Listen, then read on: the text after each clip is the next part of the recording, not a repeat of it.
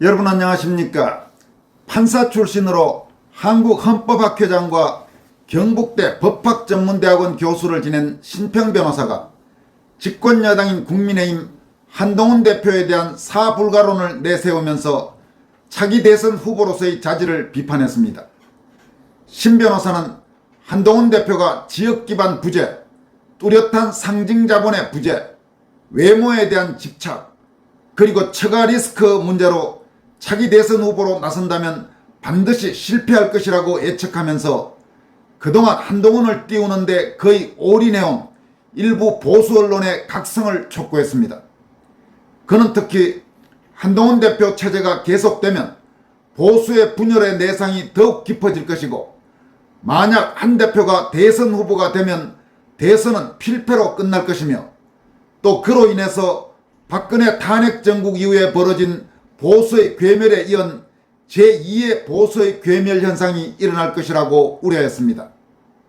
오늘은 이 소식과 함께 KBS 이사와 대구 총국장 등을 지낸 원로 언론인 권혁부 전 방심위 부위원장이 한동훈의 당대표 취임 100일 기자회견 내용을 질타한 소식과 도태우 변호사가 대표를 맡고 있는 선진변호사협회, 약칭 선진변협이 더불어민주당에 대해 법률안에 이름을 단 야만적 특검법 발의를 즉각 철회하라고 촉구한 성명도 함께 전해드리도록 하겠습니다.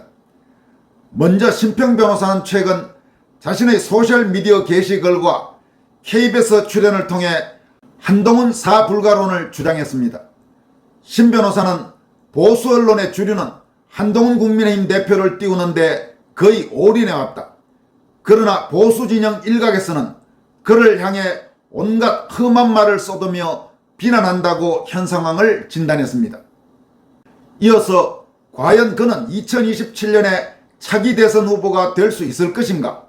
궁극적으로 차기 대통령이 될 수 있을 것인가 라면서 나는 다음과 같은 이유에서 그의 체제가 계속되는 한 보수는 분열의 내상이 점점 더 깊어질 것이고, 대선에 후보로 나온다면 필패로 그치며, 또 이는 박근혜 탄핵 정국 후 밀어닥친 보수의 괴멸 현상 다음에 제2의 보수 괴멸로 이어질 것으로 본다고 전망했습니다.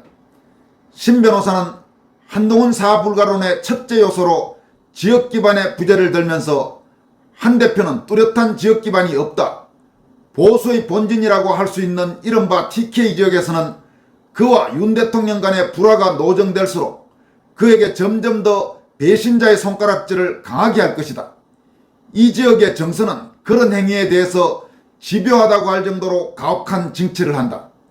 호남이나 충청권 그리고 수도권 어디에서도 이를 만회할 만큼의 한 대표 지지세가 없다고 분석했습니다. 이어서 둘째, 뚜렷한 상징자본의 부재라면서 정치인의 승패를 가를 가장 중요한 요소는 상징자본의 존재다. 한 대표는 다행히 우리 사회의 초인류 코스를 거친 검사 출신이나 정치인이 가질 수 있는 상징자본 중 가장 큰 비중을 가진다고 할 수 있는 고난의 서사가 너무 약하다 못해 아예 없다고 할 수 있다. 그의 측근으로 모인 사람들 중 일부는 과거의 정치인들처럼 외관상으로나마 서민풍의 태도를 보이기는커녕 화려한 생활을 오히려 자랑하고 다닌다. 여하튼 한국의 헌정사에서 한 대표처럼 상징자본이 약한 사람이 큰 정치인으로 성공한 경우는 한 사람도 없다고 강조했습니다. 신평 변호사는 한동훈의 세 번째 심각한 문제점으로 한동훈의 외모 집착을 들었습니다. 신 변호사는 많은 사람들은 그가 가발을 쓰고 빈약한 체형을 부끄러워하며 가슴 보형물을 차고 다닌다고 한다. 만약 이 말이 사실이라면 그는 이를 솔직히 고백하고 국민의 양해를 구해야 한다.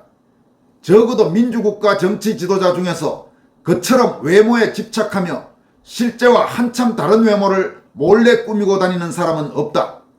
외모에 대한 과도한 집착을 하며 자신의 본 모습을 숨기는 것은 그의 마음이 건강하지 않다는 사실의 반증이라고 지적했습니다. 신 변호사는 한동훈이 지닌 네 번째 리스크로 처가 리스크를 들었습니다. 그는 격변의 시대가 줄곧 지속된 한국 사회에서 중산층 이하의 많은 사람들은 때때로 편법에 의지하며 살아왔다. 그러나 그들이 행한 사소한 속임수에 비해 한국 최상류 특권층에서는 권력과 금력을 결합하여 무자비한 이권쟁탈을 자행해왔다. 이 부류에 속하는 한 대표의 처가 비리가 일부 언론에 이미 노출되었다. 그러나 야권 성향의 언론들은 본격 폭로의 시기를 일부러 늦추고 있는 것처럼 보인다고 말했습니다. 신 변호사는 한 대표는 과연 이 4개의 난관을 다 넘을 수 있을 것인가 라면서 내 견해가 잘못되었을 수 있지만 어느 경우건 현실에 입각하여 냉정하고 합리적인 고찰을 행한 다음 그에 대한 자세를 결정해야 할 것이 아닐까.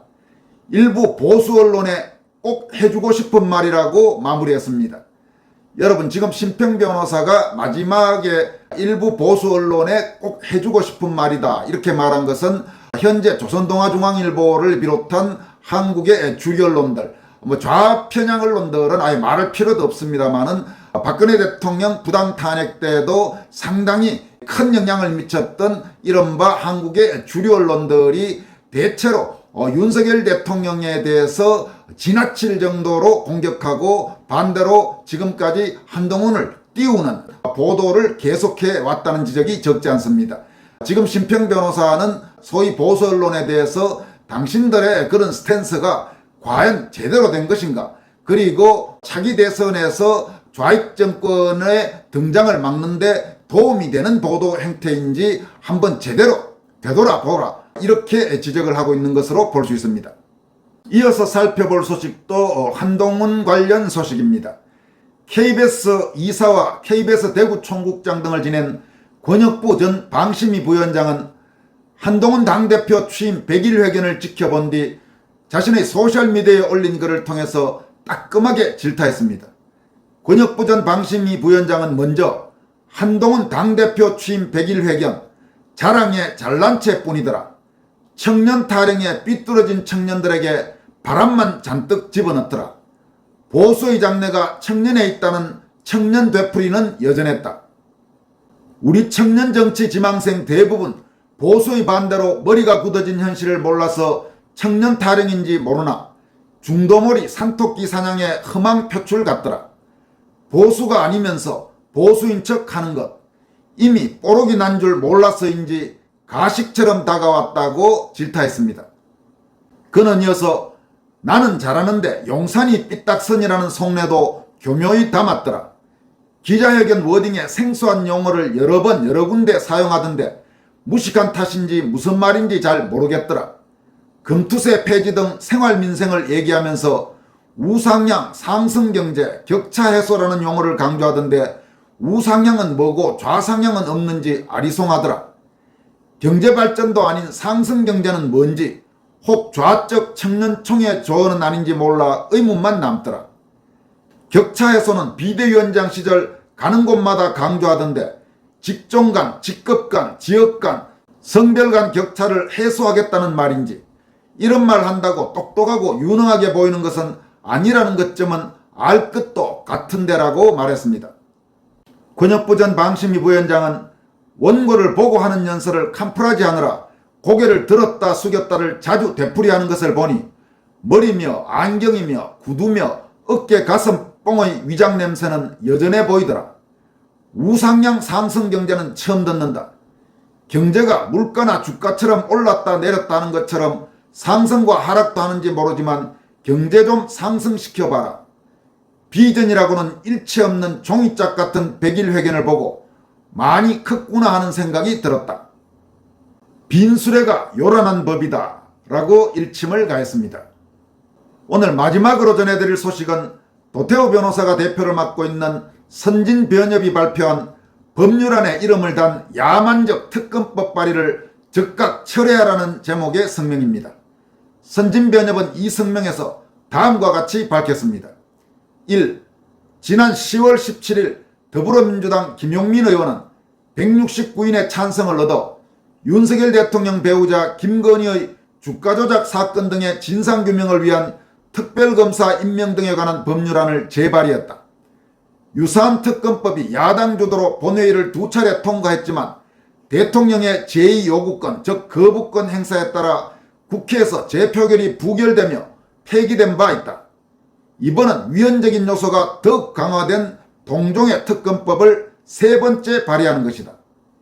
이 마녀사냥식 특검법은 첫째 수사 대상, 둘째 특검 임명 절차, 셋째 대국민 보고 세 측면에서 해소할 수 없는 위헌성을 지닌 불법적 법률이다. 법률안에 이름을 단 야만이라 할 것이다. 선진변협은 이어서 이 야만적 특검법안이 수사 대상이라고 적어놓은 항목들은 아래와 같다면서 14개 항의 수사 대상을 소개하고 있습니다. 그 부분은 생략하고 다음으로 넘어가겠습니다. 4. 14개 항목 중 1부터 10까지가 모두 의혹 사건이다. 이미 불기소로 끝난 사건을 포함한다. 의혹 정도가 아니라 2심에서까지 징역 2년형이 선고된 야당 대표 조국과 4개 법정에서 동시에 재판이 진행 중인 또 다른 야당 대표 이재명이 이 특검법을 주도하고 있다. 그러면서 이재명이 재판을 받고 있는 4개 사항으로 첫째 대장동, 백현동, 성남FC 등, 둘째 공직선거법 위반, 셋째 위증교사, 넷째 대북 송금 이렇게 지적하고 있습니다. 선진변협 성명은 이어서 11은 국정농단이란 표현 아래 대통령실을, 12는 위 의혹들을 제대로 수사하지 않았다며 검찰 전체를, 13은 아예 대통령을, 14는 관련 인지사건이라며 무제한한 범위를 특검 수사 대상으로 두고 있다. 그냥 대한민국 전체를 특검 소나기에 갖다 바치라고 하는 것과 같다고 지적했습니다. 이어서 이 법 제3조 특별검사의 임명 제4항은 특별검사 추천권을 더불어민주당과 비교섭 단체에게만 주어 각 한 명씩을 추천하도록 하며 대통령은 이 둘 중 한 사람을 임명해야 한다. 야당이 자기 마음대로 특검을 임명하겠다는 것이라고 질타했습니다. 이어서 제12조 사건의 대국민 보고에서는 국민의 알 권리 보장이라는 명목으로 피사실 외의 수사 과정에 관한 언론 브리핑을 실시할 수 있도록 하고 있다.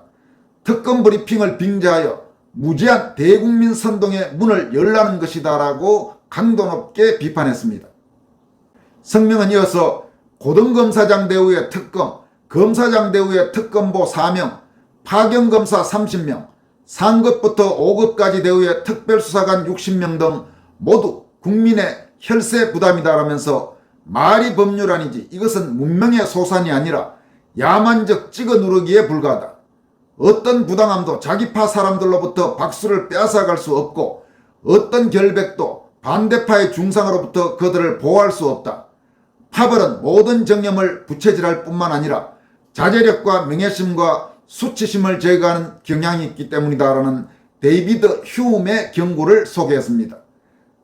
도태우 변호사가 대표를 맡고 있는 선진변호사협회는 마지막으로 멈추어야 한다.